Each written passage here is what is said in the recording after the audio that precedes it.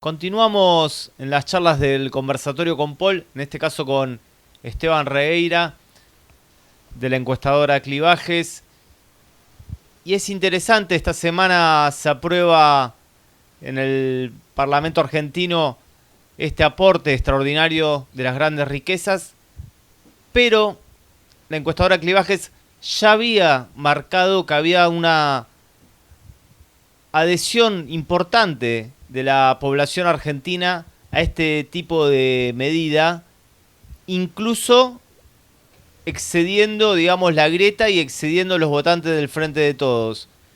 Comentanos, Esteban, ¿qué te parece esta situación en torno a la posibilidad de construir consensos, nuevos consensos en la democracia argentina que excedan o que superen la grieta?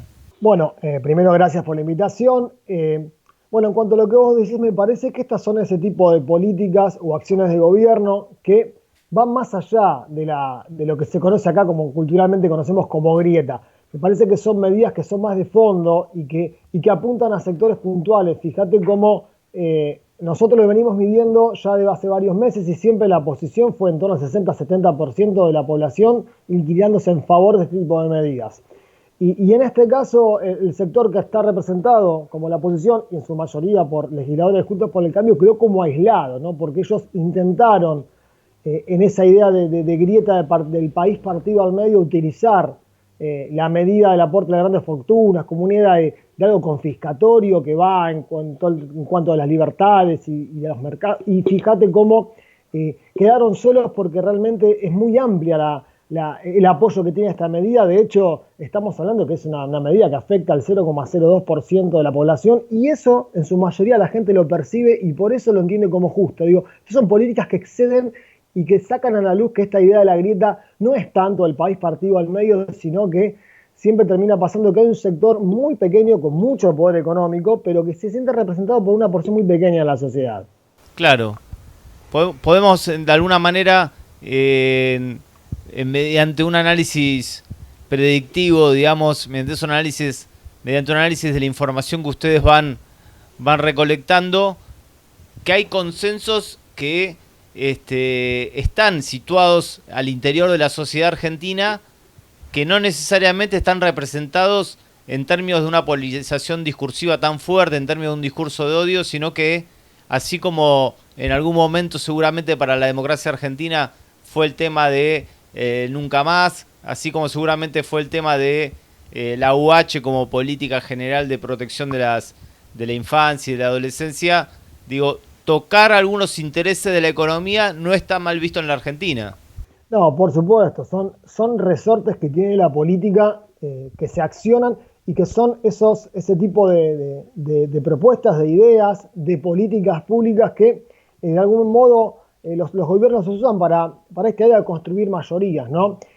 Digamos que por ahí el gobierno nacional venía en una etapa un poco más calma de acción política y digamos que con este tipo de medidas podemos decir, bueno, se enciende el botón de la política. El gobierno nacional, el Frente de Todos, está nuevamente jugando a la política. Ya nos estamos, de alguna manera, y si todo pareciera decir eso, estamos corriéndonos ya de la pandemia y el gobierno está pensando en una post-pandemia y para eso es necesario este tipo de proyectos, de ideas, de medidas, digo, más allá de lo que representa económicamente, ¿no? Que es una medida importante desde lo económico también porque el gobierno necesita de alguna manera financiar para un 2021 que, si bien se espera crecer, no parece del todo sencillo, pero aparte de eso necesita construir consensos porque tuvo una disputa bastante fuerte, sobre todo a partir de los meses de mayo, junio, con los movimientos primero anticuarentena, pero que después se los capitalizó la oposición y volvió a traer a la mesa la grieta, que era algo que parecía que el Frente de Todos venía a erosionar, sobre todo en los primeros meses de gobierno.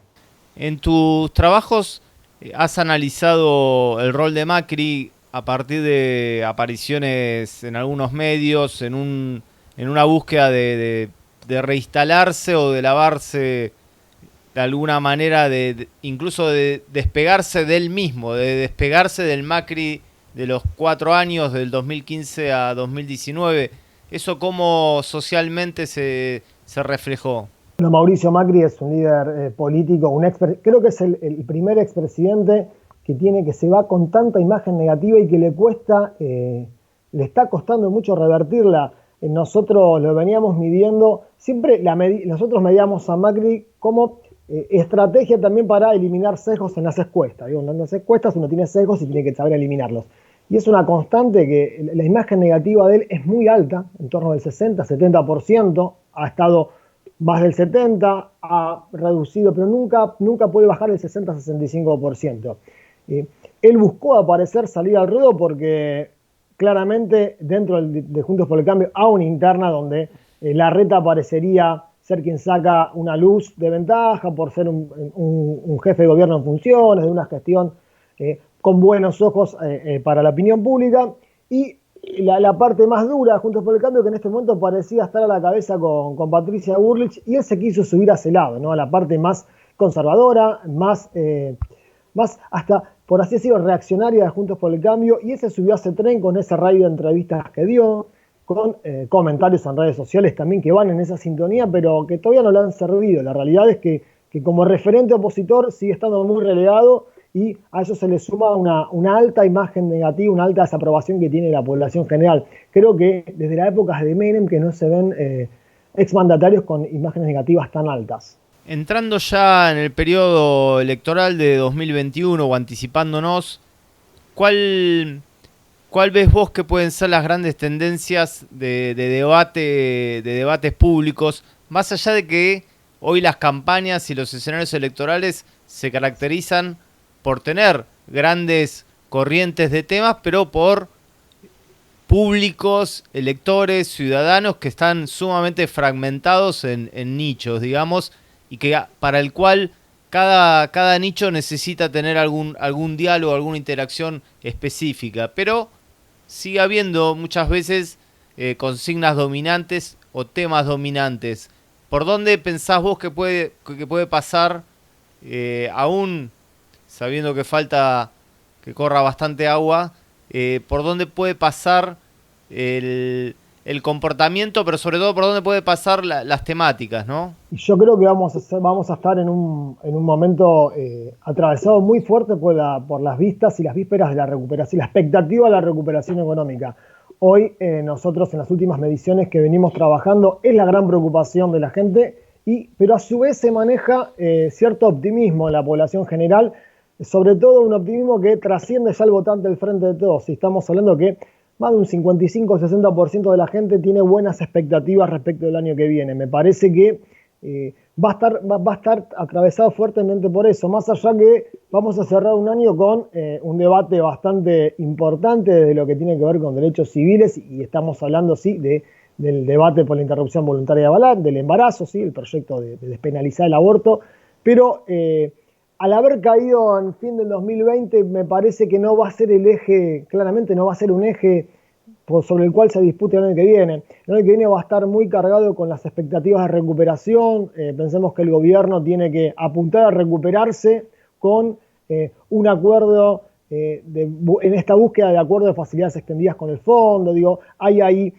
varias cuestiones que generan, que me parece que va a estar centrado en ese tipo de expectativas, ¿sí? Y un discurso del Frente de Todos que tiene que ser nuevamente mancomunante, ¿no? Como fue para las campañas de 2019, nuevamente llamar a congregar. Y para terminar esta entrevista de tips puntuales que solemos realizar, hay toda una discusión en torno a la investigación social, la política y la comunicación. Nosotros somos de los que creemos que no hay comunicación política, no hay acción política, de hecho, sin investigación, que es fundamental, más en tiempos donde es, si se quiere, más fácil, o donde los datos de las personas en términos de comportamiento y lo que reflejan en las redes o lo que reflejan los medios, digo, hay muchas pistas por donde estudiar lo que está pasando en la realidad.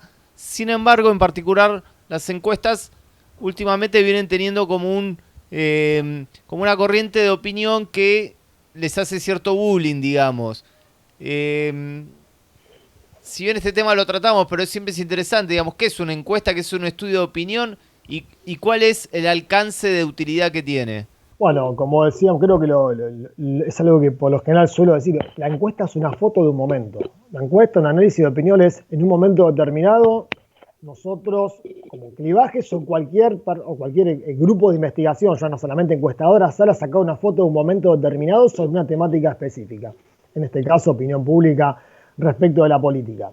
Ese tipo de opinión pública, de foto está atravesada por distintas coyunturas, ¿sí? Y distintos sesgos, a veces casuales, a veces causales, y entonces hay que saber entender eso al momento de leerlo, ¿sí? Y que no sea un instrumento de especulación. Creo que el gran problema con las encuestas, y que es el uso que muchas veces hacen desde el periodismo, desde muchos medios de comunicación, es el uso especulativo de la encuesta. Es, bueno, según tal encuesta, tal candidato, según tal otra, tal candidato, y se juega por ahí una especie de timba en cuanto a porcentajes que puedan sacar tal o cual partido, y perdiendo de fondo lo que es la encuesta, que es un análisis cuantitativo con después una interpretación cualitativa, una situación que puede servir para la planificación de políticas públicas. Después está el dato electoral, que es el dato de color, que es el que todos nos gusta saber, pero me parece que los candidatos, los partidos políticos tienen que entender las encuestas como eso también, como un instrumento para analizar demandas de la sociedad y a partir de eso elaborar políticas públicas.